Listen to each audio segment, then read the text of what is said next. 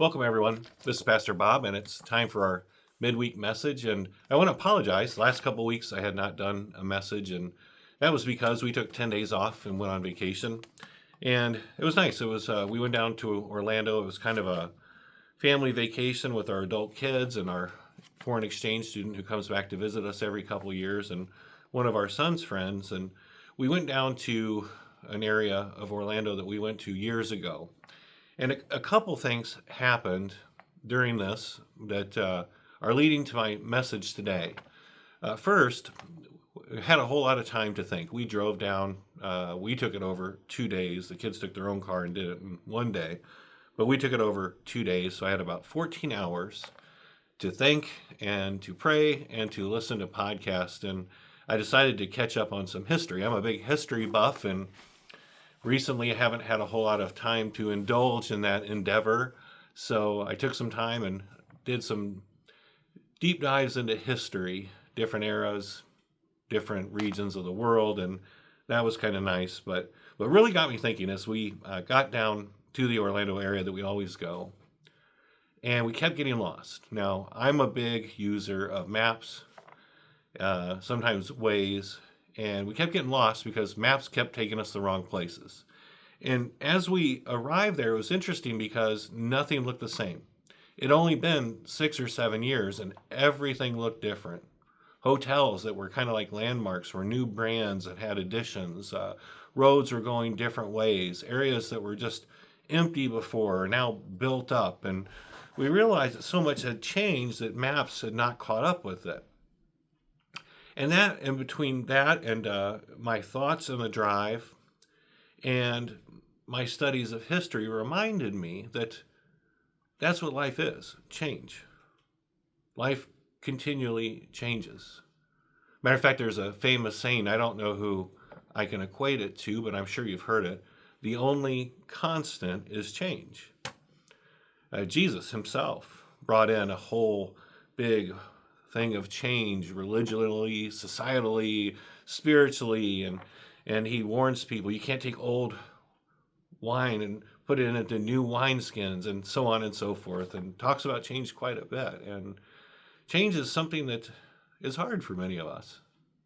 I was going into Orlando. I realized that the maps that I'd used before, the way I navigated the world, the way I thought I was going, no longer works.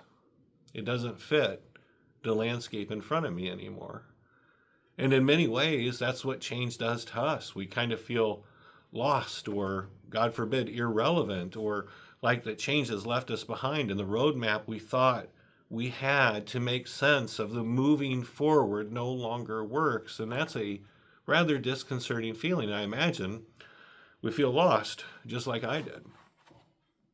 But the reality is that life always changes. Now, sociologists call the period of history between, say, 1945 and 1980, 1990, the monoculture. It was one of the longer periods of time where we did have some societal change, some good change, especially racially and things like that, although we have a long way to go.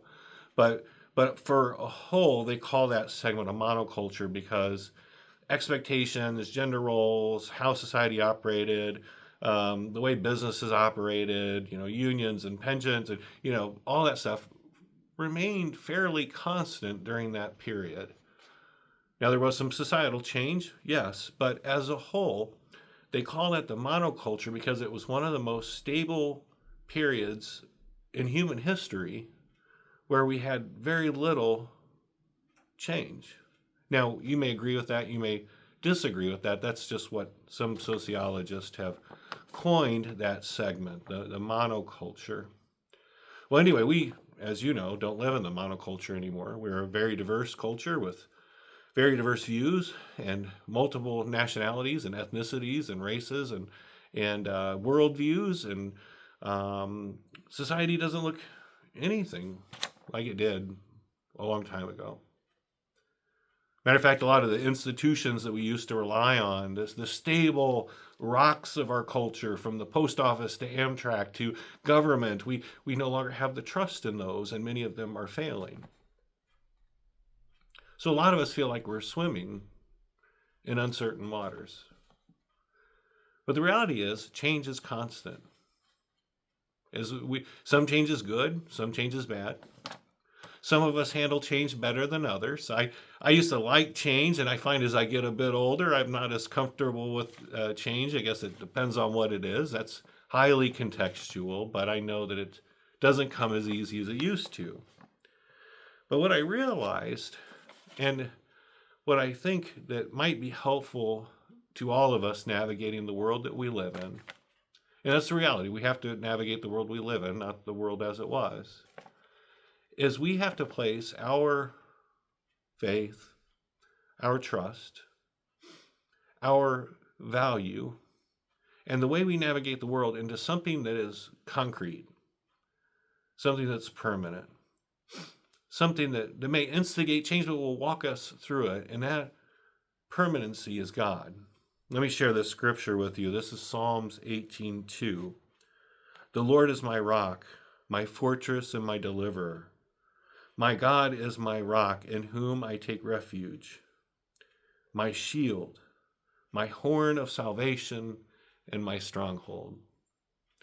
You see, when we put our trust in our values and adjust our worldview and connect it to an ever-changing world, then our own stability and spirituality and our own feelings of internal security are attached to that ever-changing world.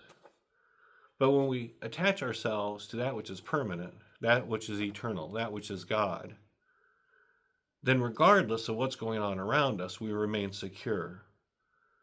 Jesus says that some people build their houses on sand, and then every passing wave that comes by knocks it down.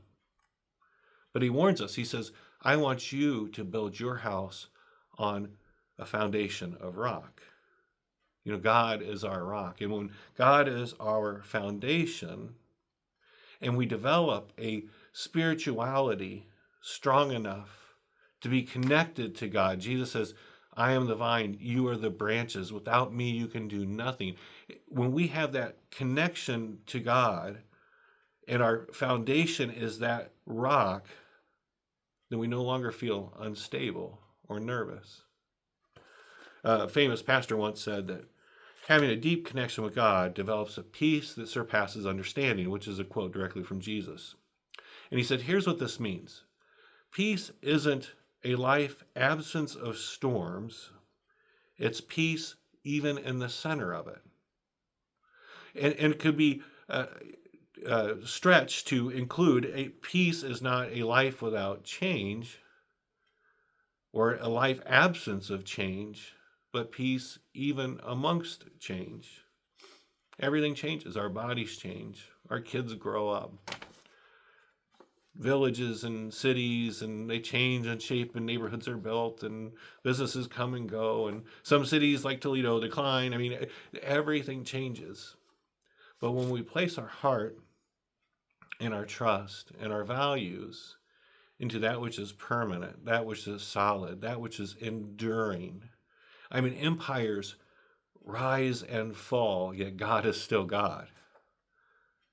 Nations rise and reform and fail and reform again. I mean, just look at the last 2,000 years of history. I mean, empires that we read about that once ruled the world no longer exist. The Ottoman Empire, the Holy Roman Empire, the Mughal Empire. I mean, they rise and fall, yet God is permanent and enduring. And those who put their faith and their trust in Him, regardless of the season, have stability, have faith, have strength, and most of all, peace.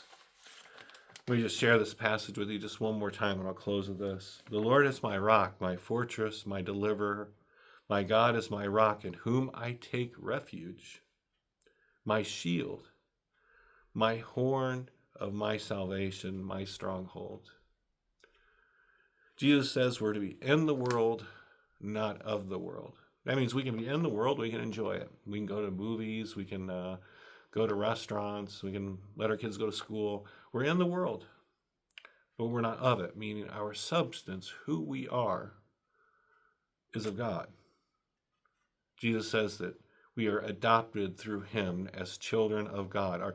Our who we are, our value, our security, our trust, our whole package, ousia to use the Greek word, our being is that of and with God. And when we learn that, and when we develop a spirituality, and in sense, a security that's attached to God, then it doesn't matter what happens around us. We remain secure in him, and that, my friends, is what brings peace. All right, thank you.